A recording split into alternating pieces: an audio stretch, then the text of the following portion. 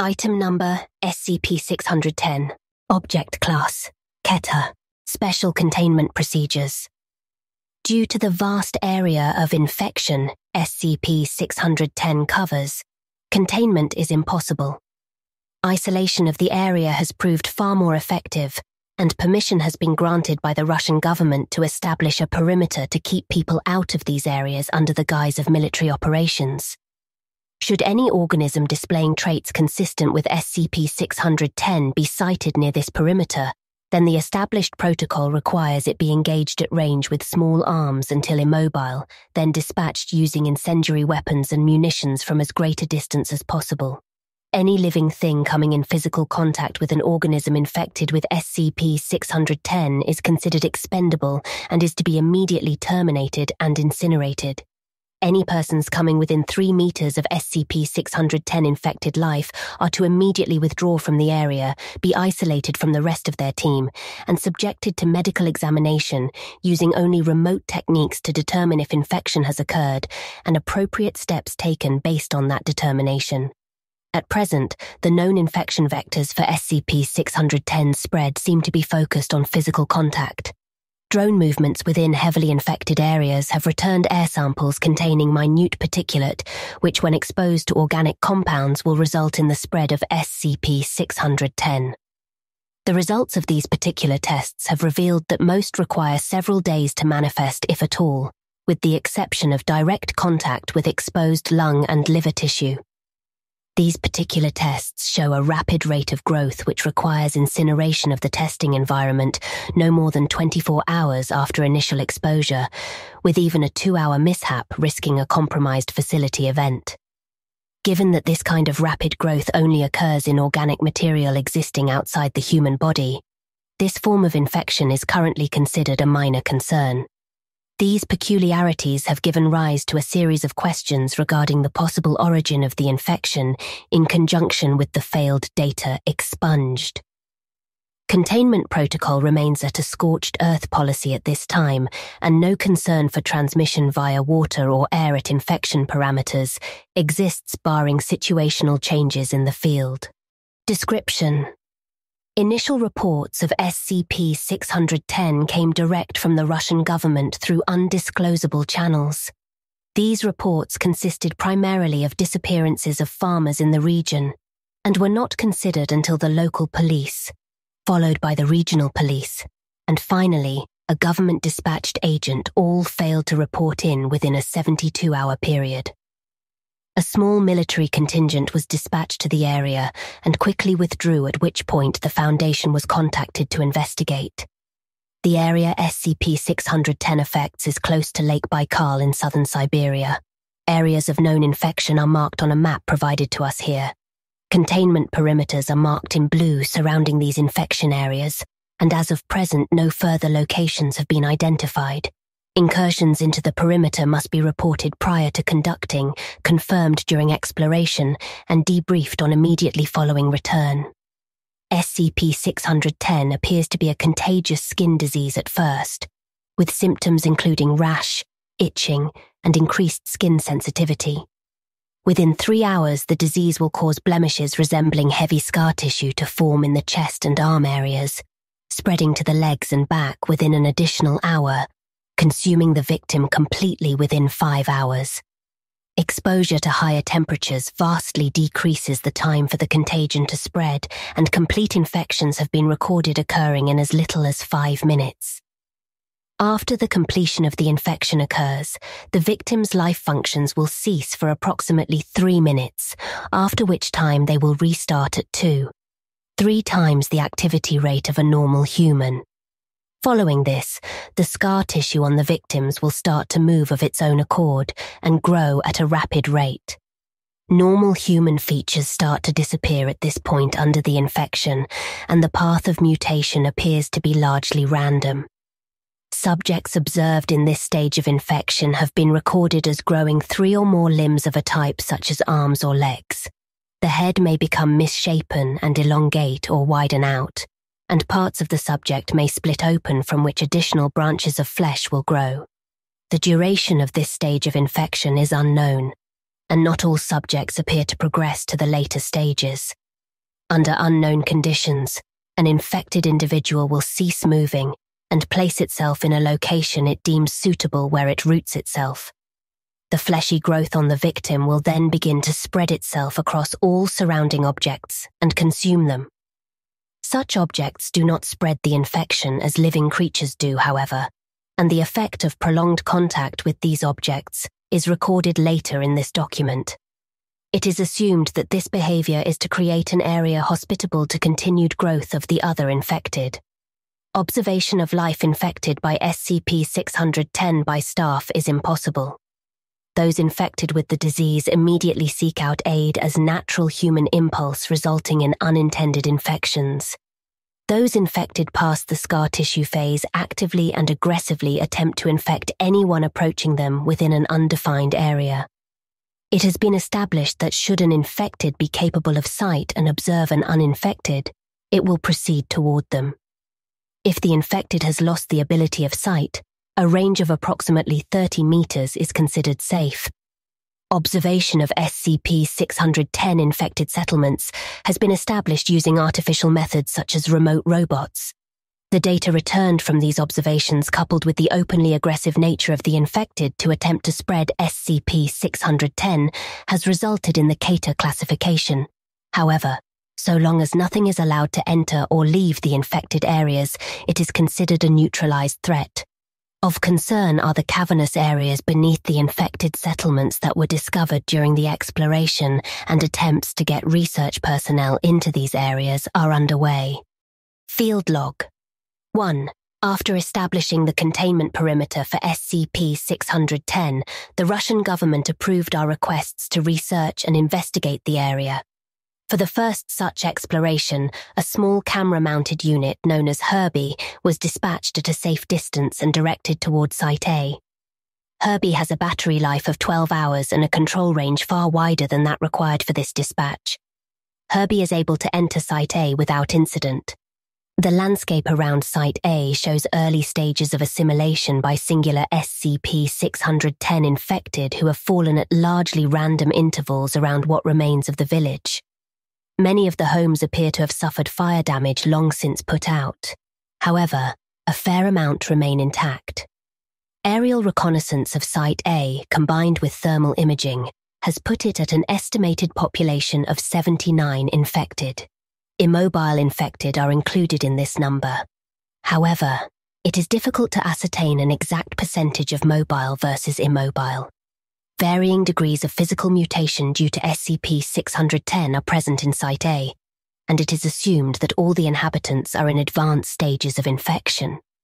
Herbie observed the exterior of the village for 2 hours, during which time all infected behaved with what appeared to be a loose sense of social structure. Because Herbie remained stationary during this observation period, it is unknown precisely what each individual infected person was doing. However, the central plaza experienced occasional bursts of activity and downtime. Requiring more information, Herbie was directed to follow an infected as it entered a home. There is bumpy camera feed as Herbie scoots over the gravel behind the quickly shambling infected person. The interior of this home is the same as that attached to the primary file for SCP-610. The infected being tailed is the one sitting at the table. After entering the home, Herbie's camera was raised slowly as to not draw attention. This action was either unnoticed or ignored. The infected person is watched from the doorway as it hobbles around the home and stops at each of the other visible infected organisms. However, it appears to ignore the one under the table which, while not immobile, does not leave that area. What this creature was before infection is unclear. After lapping the table and repeating this procedure 3 times, the primary infected person, known as Alpha henceforward, stops at the bedridden infected, known as Beta, and proceeds to assault it with furious punches. Beta is unable to leave the bed for unknown reasons, but is not completely immobile as it flails its arms in response to the beatings delivered by Alpha. After several sustained minutes of this beating, a piercing sound explodes from the area around Beta, who then proceeds to project a cloud of unknown matter into the air from its chest cavity. Alpha lingers in the cloud as it floats in the air around them, slowly descending to the ground. The unknown life form on the table aside Beta begins to twitch in an apparent seizure, and Alpha then laps the room twice more, stopping again at each infected organism but still ignoring the one under the table, as well as Beta now. After these 2 laps, Alpha seats itself at the table and reaches out to position the 3 plates atop it, as if setting a dinner set. After the plates are positioned, the facial tendrils extending from Alpha wiggle up and start to coil on one of the plates, before tearing apart and separating. This is repeated at each plate. The image attached to SCP-610's primary file is a still image of this occurrence. After each plate is filled with Alpha's flesh, it leaves the table and approaches Herbie, which is moved from Alpha's path. Alpha leaves the home, but Herbie's camera remains focused on the table. After several minutes, a group comprised of 6 to 7 infected enter the room from outside, still ignoring Herbie. Each infected shambles as if movement is difficult, jerking in large steps or squirming in small ones. These infected all surround the table and each takes turns grabbing handfuls of the flesh substance left behind by Alpha, pressing it into whatever orifices on themselves that they can. Some into mouths, some into the chest, some behind their backs, some under the arms. When all the plates are empty, this group leaves. Herbie remains here for several more minutes before retracting its camera and leaving. Immediately after leaving the home, Herbie collides with an object. Panning the camera around the obstruction appears to be Alpha, whose facial tendrils are intermingling with another infected having similar mutations. The impact is ignored, and the 2 infected part ways after several minutes. Herbie is then directed to explore more areas of the village. The remains of what appears to have been a store show signs of severe fire damage, as well as activity inside the building, which Herbie moves to investigate. The door is slightly ajar, and with firm movements of Herbie it is pushed open. No notice is taken of this action, or it is ignored. Inside the store are several infected persons, most of whom are standing around. However, one is on the ground rolling back and forth over the space of approximately 0.3 meters, 1 foot, and is ignored by the others. Herbie rolls under the divider separating the cashier area from the customer area and pans around behind the counter. The upper half of a person is protruding from a cellar door behind the counter. This person does not appear to be suffering from advanced infection and wears the garb of a Russian soldier. Herbie zooms the camera in to confirm identification, and it is noticed the eyes of this person are in constant movement, often focusing on Herbie. The rest of the soldier does not move. Herbie is directed to leave this area and proceeds to the back room. In this storage area, a large pile of bodies are stacked together. Some pieces of clothing are visible and appear to contain both military garb and everyday clothing. No facial features are discernible on any of the bodies due to the way they are stacked. Atop the bodies, an infected sits, appearing to have its lower parts fused to the pile and with its upper half in a wild state of flailing and seizure. Approximately every 10 seconds, a burst of spores flies out the top of this infected which linger in the air. Herbie is directed to leave the building. After leaving this building, Herbie passes by the village well, surrounding which are a series of immobile infected all facing the well. The arms of each of these infected persons are stretched out, one in contact with the next, forming a perfect chain, save for one whose arms are down at its sides. Herbie passes by this last infected to approach what appears to have been a town hall or mayor's building when the infected becomes mobile and snatches the rover up. Video feed from Herbie focuses on the face of the infected, which is strangely in perfect shape given the condition of the rest of its body, which is horribly bloated. This infected was once a young girl from appearance, age estimated 10 to 12. Herbie is rolled side to side in its grip as its face stares motionless at the rover. The infected's face suddenly balloons in size and explodes outward into a series of fleshy flaps that grip Herbie and draw it inside. Herbie's video feed terminates here. Herbie was considered lost at this point. However, no one at control remembered to turn off the video feed, assuming it cut. 5 hours later, Herbie's video feed resumed, stationary and at a raised level pointing at the upper rim of the village well. The video feed contains some blur due to what appears to be a slimy film, which often oozes across the lens, but when not obscured provides perfect quality recording. Herbie does not respond to any remote commands, but its video jerks back and forth from target to target, zooming in and out of its own accord.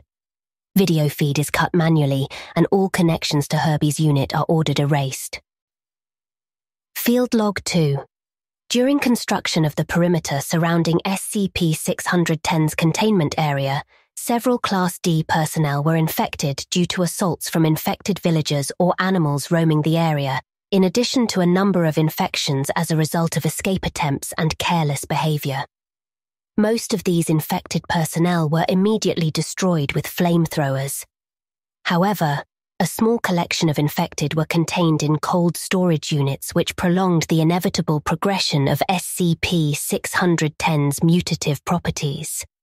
The decision was made to utilize some of these infected personnel as video relays and dispatch them into nearby sites. Due to the concern over loss of equipment as evidenced in SCP-610-L1, all 3 subjects that were used in this manner were sent in with a single video system to Site C. Additional equipment issued for this dispatch include a 1-gallon container of gasoline, 3 emergency flares, 3 9mm pistols with 3 magazines of ammo each, 3 single-serving food rations. The infected personnel were instructed to observe and avoid interaction with the infected villagers as long as possible. But should a situation arise where they are met with aggression or feel they are losing themselves to SCP-610's influence, they are free to kill as many infected villagers as they so choose and do as much damage to infected objects and property as possible, while maintaining video feed. The intent of this order was to provide data of SCP-610 infected communities in a raid situation so a plan of eradication could be better established. At the time of this expedition, Site C was suspected to be a possible origin point for SCP-610, having far fewer mobile infected than other sites, as well as structures which appear to have been layered over several times with the terraforming effects of the immobile infected. Dispatched Class D personnel, known henceforth as DI-1, DI-2 and DI-3, were directed to pay particular attention to anything that could be considered an origin point for SCP-610. The trek from our perimeter camp to Site C was uneventful. There is no evidence of any native animal life in the area. As Site C is approached, there is a noticeable rise in the temperature within the last 30 meters of the trip that necessitates removal of the heavy, cold-based coverings that were provided. The temperature rises again sharply at the entrance to Site C proper, which requires a further shedding of garments for fear of heat stroke. Site C is described as being heavily humid and around 32 degrees C, 89 degree F. One of the first immediately noticed traits about Site C is an array of immobile pylons, which encircle what is believed to be the entirety of the site. Separated by an apparent distance of 5 to 6 meters, each pylon appears to be 2 to 4 infected persons fused together in one spot. On some of these pylons, features such as faces or anuses are still visible in addition to several other holes which do not naturally occur, all appearing to act as heat vents. Where the heat is generated is unknown. Current belief is that this is an advanced stage of SCP-610 terraforming its environment to facilitate spread of itself. DI-2, who was furthest along in progression of SCP-610 of the 3 by a number of hours, begins to seizure after only a few minutes in Site C during examination of the pylons. The progression to the scar tissue phase of SCP-610 infection is observed in full course as DI-2 spasms on the ground, his entire body being overtaken by the sickly tan flesh almost entirely after 45 seconds. DI-2 is terminated by a gunshot from DI-1 and his equipment left where it is. The spread of SCP-610 over DI-2 continues even after death of the body until all movement ceases.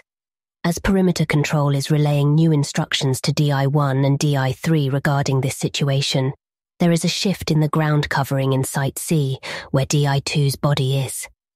Video feed shows the flesh-like growth splitting open beneath his body and a series of ropey tendrils coming from within the gap to pull his corpse inside.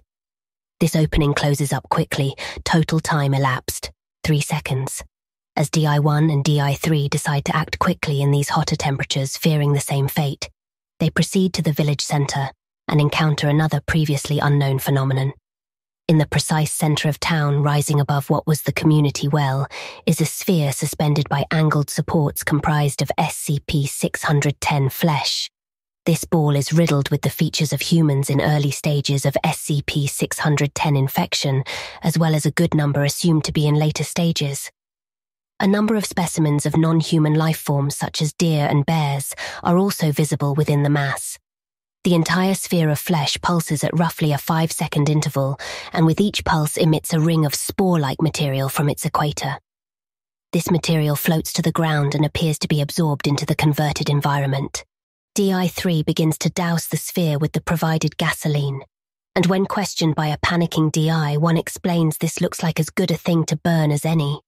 At this point, perimeter control has ceased giving commands due to the rapid deterioration of events. There is no reaction from anything within Site C to any of this activity until the precise moment at which a lit emergency flare is applied to the spherical mass, which immediately goes up in flames. The remote feed plays back a noise from an unknown location that seems to come from a location far outside of Site C, but was reported as being heard even at perimeter control by both Sites C and A. This noise is described as both explosive, as if multiple high-yield charges were detonated on a mountainside, and alive, like a large feral creature roaring. Within 15 seconds following the sound's dissipation, Site A reported that a series of explosions had occurred within the village. 5 seconds after this report, the spherical mass in the middle of Site C explodes. DI-1 and DI-3 are thrown by the blast. DI-3 is confirmed deceased by DI-1 after regaining his footing, having suffered injury from stone shrapnel from the well. DI-1 is able to report he has bruises and ringing ears, but aside from the rapidly spreading SCP-610 infection, he suffered no blast damage. During this recording of footage, DI-1 had his video equipment removed and was looking into it. Due to the angle of recording, it is unknown precisely what occurred in Site C, but something draws DI-1's attention back to the center of town, where he stares for several moments, then is pulled in the opposite direction, the video equipment falling to the ground and recording in a skyward direction. The last moments of footage from DI-1's video unit display a humanoid figure moving through the air, followed by the sound of an impact in the same direction. Within 3 seconds of this event, an unknown creature steps upon the recording video equipment and destroys it. Perimeter control remained on high alert for a full 24 hours at all locations without any incident following this event. Field Log 3. The destruction caused by the rapid collapse of the Site C exploration attempt during Field Log 2 resulted in a series of unexpected events in Site A. As the strange spherical formation in Site C was burned and destroyed, the SCP-610 infected inhabiting Site A were recorded by aerial drones going into seizures and convulsions. The immobile SCP-610 infected rapidly shriveled and died along with all of the flesh material spread across inanimate objects within the village. The mobile SCP-610 infected, who were able to regain their footing, all proceeded to what appears to have formerly been an upper-class residence and entered the building. As the infected entered this dwelling, it suffered a foundational collapse, revealing the presence of a sinkhole beneath it. The size of the hole in relation to the structure above it posed an impossibility for an entire building to collapse, suggesting something within the hole applied force directly to the structure, with the intent to pull it inside and expose the hole. The revealed hole is approximately large enough to accommodate 3 grown men standing shoulder to shoulder. Light sources applied by remote drones fail to penetrate further than 4 m depth into the hole. Objects dropped into the hole do not produce an impact sound, suggesting a bottom potentially more than 1,000 meters down. Research of the exterior of the Site A hole was only able to be carried out for 2 hours' time. Samples of the atmosphere in Site A indicated a complete death of SCP-610-related materials. All infectious life that did not evacuate into the hole died above ground and quickly became shriveled husks. Manned exploration of Site A was approved and commenced immediately. In the span of 30 minutes, a total of 3 research teams consisting of 2 to 3 research staff and 4 to 5 armed escort each were dispatched and setting up stations within the remains of the village. Samples of deceased SCP-610 infected and converted matter were sent back to Perimeter HQ for processing and transport. One team was able to recover a small sample of still-living SCP-610 tissue substance from a building and pack it for research. Within the second hour of exploration of Site A, series of echo reverberation units were set up surrounding the hole with the intent of getting an accurate mapping of the hole and possible branch tunnels. At the end of this second hour, before the echo units could be activated, seismic activity began to occur within Site A. 2 teams of the original 3 remained on site, the third en route back to Perimeter HQ with samples. The third team was instructed to proceed back to Perimeter HQ when seismic activity began and was told that Site A should not be returned to for assistance. Seismic activity at Site A capped at a 2.3 Richter level before petering off. Immediately following the seismic event, a torrent of SCP-610 spores erupted from the hole and layered the area around it for a span of 50 meters. As all staff on site were in Level A hazardous materials suits, this spore burst was startling but did not lead to any infections. As the eruption was being reported, both teams at Site A came under attack from aerial life forms infected with SCP-610. These organisms were captured by the remote drone video equipment and showed extremely advanced stages of infection. It is impossible to tell what they mutated from to this present state. Many of the avian creatures attacked by splitting their heads in half and clamping them against research members, pulling them into the air and dropping them into the hole when possible. These avian infected proved vulnerable to small arms fire. In dispatching them, a total of 2 research staff were lost to the hole and 1 injured due to crossfire. The injured staff was put down immediately upon showing signs of infection due to his suit breach. Before video and radio contact was lost with the remaining teams inside Site A, a second seismic event began to occur, starting out at in the 1 to 1.5 range in scale. Attention was directed at the hole to prepare for a second assault. A second spore burst erupted from the hole during the rising seismic activity. At the point where scales registered a 3 to 3.5 in force, a new unseen SCP-610 entity began to emerge from the hole. The only footage captured of this creature depicts an engorged human head, approximately 20 times larger than normal, pressing itself out of the hole with no discernible body. Video and radio contact were lost as seismic forces increased to 7 on the scale for 2 seconds duration, then abruptly ceased. Further aerial surveillance of the Site A hole and area depict 0 activity and no traces of the research teams or their ever having been there. All personnel and equipment are considered lost. Field Log 4. Events regarding the discovery, research and handling of SCP-610 rapidly degraded to a point where fail-safe options were being considered. For over 1 hour, nothing further had happened at Site A following the loss of the research teams during the seismic events in Field Log 3 and subsequent contact with previously unseen SCP-610 lifeforms. With the absence of activity at Site A remote drone dispatch was authorized in 2 parts. The first part would drop a remote relay device at the entrance to the Site A sinkhole, and the second part would dispatch a drone into the hole directly to relay its data to the remote relay for transmission back to HQ. Drones on site were powered by solar energy with a battery maintaining a 4-hour charge. Attached is the video log recovered from the Site A sinkhole drone before its loss. Video feed activates. Researcher's face is seen looking into camera, applying a polishing cloth to lens.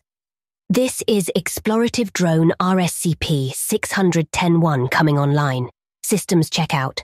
Video confirmed. Feed is good to relay station.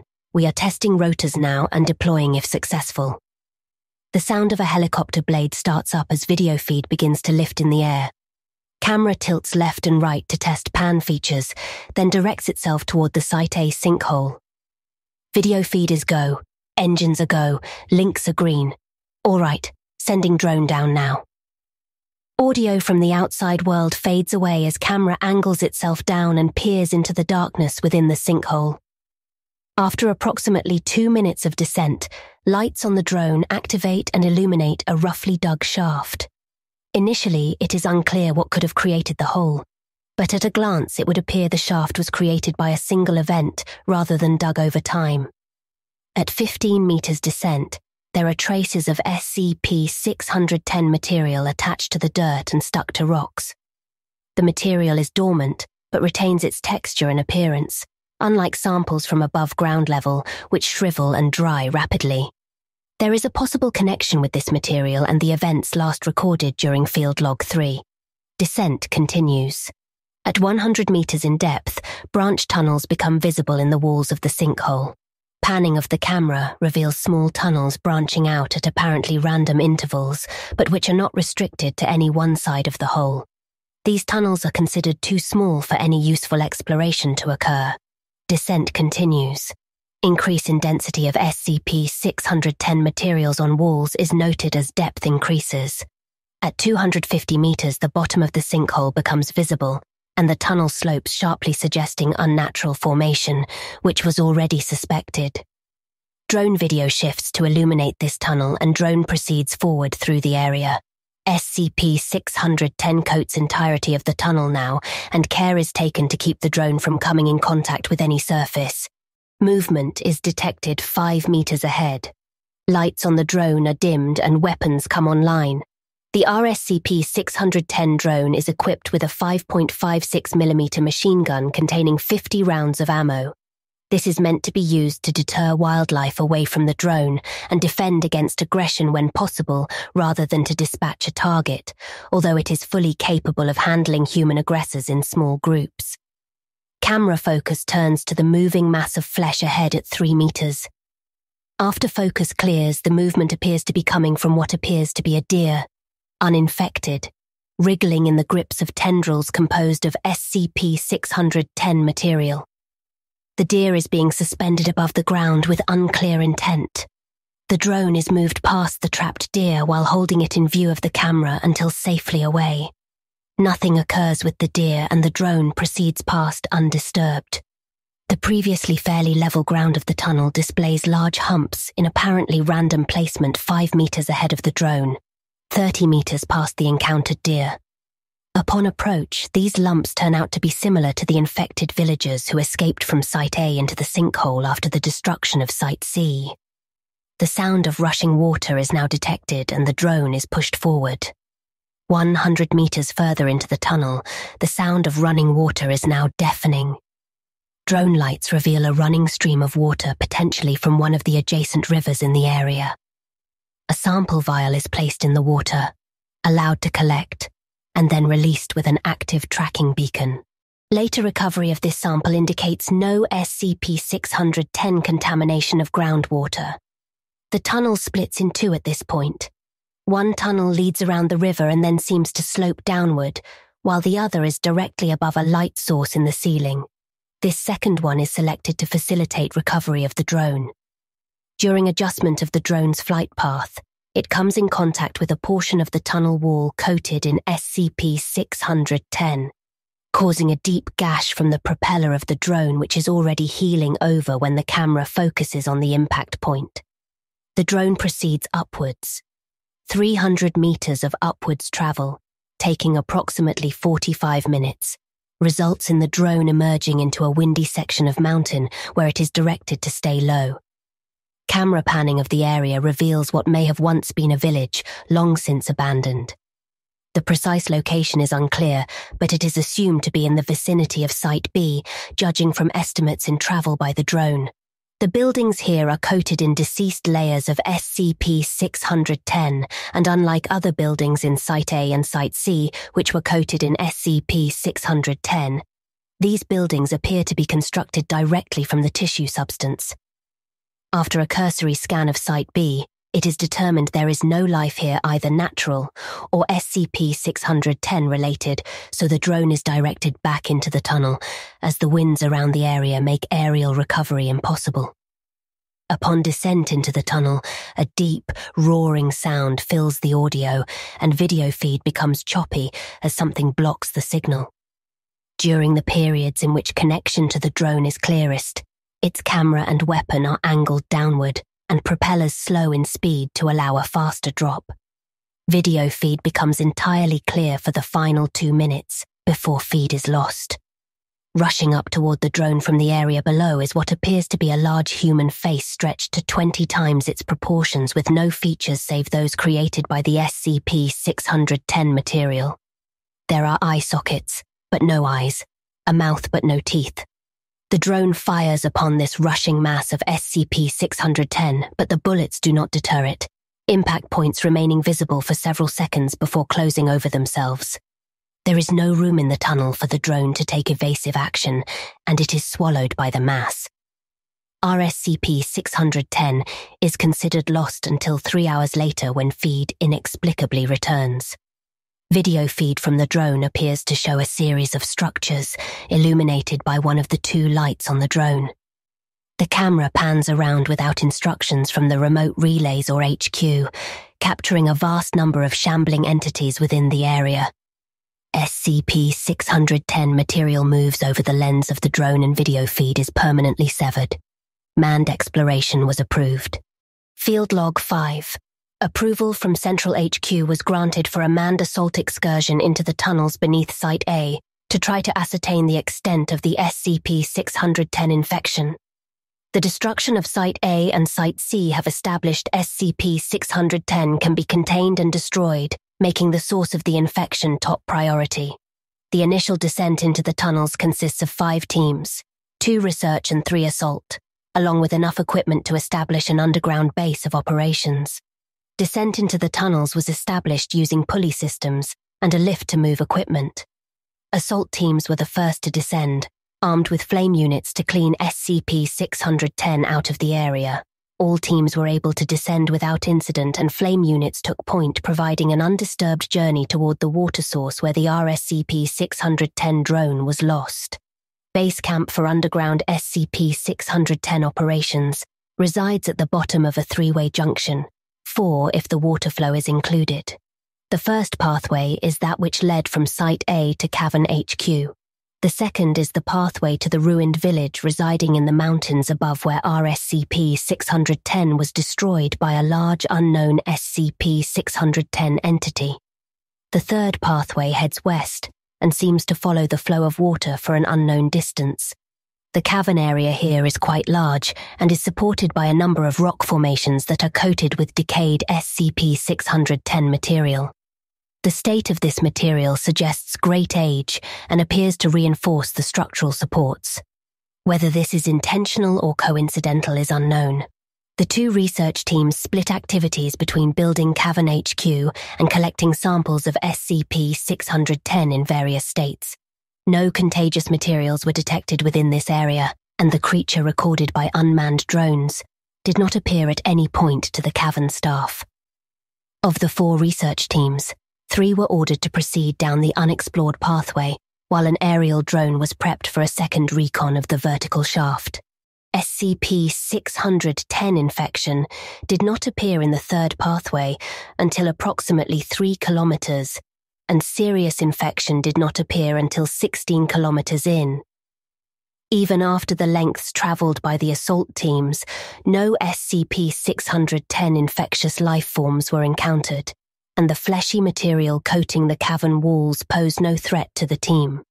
The most significant reports at this time were the increasing thickness of material, suggesting a source, and the complete lack of SCP-610 contamination in the water. As a test, a sample of SCP-610 was cut away from the cavern wall and placed in the flow of water. It exhibited no unusual reactions, but was quickly swept away by the current. At 20 kilometers in, the leader of the assault teams requested a transport buggy be dispatched to them. One was available at the above-ground HQ. However, it would take time to move it to Cavern HQ and then remote drive it to the teams. Rations provided to the assault teams were sufficient, so a camp was established while the buggy was moved and readied. During this time, an aerial drone was also sent to explore the vertical shaft. The results of this exploration were placed on hold with the arrival of the buggy at Cavern HQ, and ultimately concluded in document, data expunged. The buggy was navigated to the assault team encampment with no events en route, however. Upon arrival and preparation to continue the exploration, the assault teams came under attack by a number of large SCP-610 infected lifeforms that emerged from the area ahead of them. Video recovered from the assault team cameras show them caught off guard, as the SCP-610 infected made no sound and were undetectable. On one film, for 1 to 2 seconds, it appears that some of the creatures are coming out of the SCP-610 materials on the wall, not emerging from them so much as being created by the material and then breaking away to act independently. During this assault, in an attempt to protect the buggy, a redacted number of members were lost to the water currents and contact with them was lost. Contact was regained, however, and is recorded in SCP-610-L6. The remainder of the assault team now consisted of 3 members, armed with a single flame unit. Use of this unit to repel the assault proved vital, as standard firearms did minimal damage to the infected creatures. These infected creatures show minimal traits to associate them with any known form of life in the region, giving rise to the belief they may have been spawned by the SCP-610 infection itself as a form of defense. No further casualties were suffered during the raid, and the remaining members managed to eliminate all attacking infected, allowing them to continue with exploration with added orders to attempt to locate lost team members. A further 20 kilometers into the tunnel, the river separated from the tunnel pathway, and the team was instructed to abandon the recovery order, given the inability to navigate the waters safely. A total time of redacted passed before the remaining assault team reached an end in the tunnel. At the perimeter of the area now known as Site B, the team came under assault again from a smaller number of SCP-610 that were much larger in size. These infected appeared in the tunnel as if they were lying in wait for the approaching team. These creatures were dispatched using the flame unit, although all fuel for the unit was expended in this act. The assault team was now limited to standard weapons and short-range personal flame units. A time lapse of 5 minutes is allowed to pass before the team proceeds farther into Site B, cautious of further assaults by SCP-610 infected. The tunnel widens out into what appears to have once been a village of indeterminate age. The construction of the buildings in this area are primitive compared to the settlements at Site A and Site C, and are of clearly human construction. Many buildings rest at angles or slants, suggesting they were disturbed by a cave-in. Of interest is a building that appears to be a church with a working clock tower. This building is built atop the remains of 2 older buildings that have fallen completely and has a visibly stable foundation. Surrounding all structures in this area is a depression in the ground filled with a substance resembling a liquefied form of SCP-610 fleshy materials. The pool moves as if acted upon by minute and unseen forces, rippling outward from invisible contact points and rolling in waves from unfelt winds.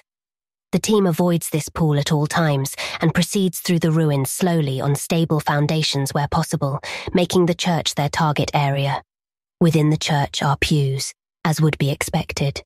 However, there are only 4, one of them shattered, when the building could accommodate as many as 20. The 3 intact pews are arranged in a 2-1 formation facing a pulpit. There is no trace of dust on any surface, the entire area appearing to be immaculately clean, given the location and believed age. Behind the pulpit is a hole in the floor exposing an area of the SCP-610 pool beneath the building. The church and ruins appear to be uninhabited, and exploration of the church proper is uneventful until the clock tower bell tolls. This tolling triggers a shudder in the building, followed by human screams from the ceiling. Lights shone upon the ceiling reveal a large mass of SCP-610, from which descend a series of 6 wooden circles. Strapped to each circle is a living human coated entirely from neck to toe in SCP-610, but having an exposed head which appears uninfected. These human captives scream as the bell continues to toll and the circles move to the ground. The team begins to move toward one to investigate, when an unknown creature cries from outside the building, prompting them to take cover in shadows near the pulpit. Light sources are extinguished, pitching the entire area into darkness. Night vision is left off to avoid revealing the team's location. Sounds continue to emit from the outside of the church, drawing closer but lower than the frantic screams of the captive humans. At least one noticed the team, as the captive humans often call out to be saved. From the entrance to the church, a candle lights on the side of the doorway, then one on the other side. A figure is seen holding a small torch and moving back and forth between a series of candles to light the doorway. The flame is then applied to a rope coated in SCP-610, which quickly ignites and spreads up to a peculiar chandelier system at the church entrance. The light from this system illuminates most of the crosses but does not reach the team's hiding place. Those captives who appear in the light do not show standard signs of the beige-colored SCP-610 infection, but instead are wrapped in a red variant of it, which shows signs of constant motion, rippling across itself in waves. From outside the church, a flood of SCP-610 infected shamble quickly into the area, ignoring the man who lit the candles and stands in the middle of the room. They proceed to the captives on the wooden circles and begin to pull at the red SCP-610 masses, resulting in further screams and cries. From what can be gathered from the returned video feed, the red SCP-610 seems to be connected to the captives and is using them as a source of sustenance that it then uses to grow and feed the normal SCP-610 infected. Overly zealous infected tear at the red mass too hard, which results in pulling skin and tissue from the human captive beneath. This exposed area is quickly covered over by the red mass, which then grows in size. Feeding like this continues for approximately 6 minutes, at which time the candle-bearing figure sounds a gong, and all infected entities move to the pews. There are several more creatures than seats, but none move past the frontmost pews. The figure who sounded the gong does not move, spontaneously collapsing as if made from hollow clay. From the pulpit area, activity is noticed as a pillar of SCP-610 flesh rises through the hole and extends, directing itself toward the gathered creatures. No sound is heard, and no motion is recorded once the pillar stops moving. This silent period persists for 10 minutes, without even the human captives making a sound, having fallen silent at an unknown point. The pillar of SCP-610 retracts back into the hole it emerged from without any warning, prompting the departure of the infected from the building. The candles remain lit, and the team emerges after all infected appear to leave the area. The descended captives remain at ground level as well, all screaming seeming to have ceased, but still showing signs of life with heavy breathing and movement. Upon departure from the church, camera feeds from all 3 members became erratic. Camera 1 ceases transmitting completely. Camera 2 shoots straight up into the air for several meters, and Camera 3 captures the member with Camera 2 being flung by a tendril that emerges out of the ground itself, swinging them out of sight onto the other side of the ruins. Camera 1's feed is restored and displays Camera 3's owner running briefly in the direction of the lost team member, only to turn and run back as SCP-610 infected pour from between buildings. Combat ensues between the 2 members and the on-rushing infected using assault rifles and personal flame units, successfully driving back enough of the horde to make an escape toward the buggy. Passing by a building, Camera 1's owner is ambushed by a figure resembling the figure who was in the church lighting candles, wielding a large crop scythe. Camera 3's owner continues without pause toward the buggy location. However, the buggy is found half absorbed by the SCP-610 mass covering the floor. While turning to find another way of escape, Camera 3's owner turns to find the same figure with the scythe approaching, weapon raised. 2 shots are fired and camera feed ends. 5 hours later, while final decisions were underway to decide how to contain or eradicate the SCP-610 threat, time-delayed video feed from the lost team members who fell into the underground river currents was established and has been filed in Field Log 6. Field Log 6 is currently unavailable.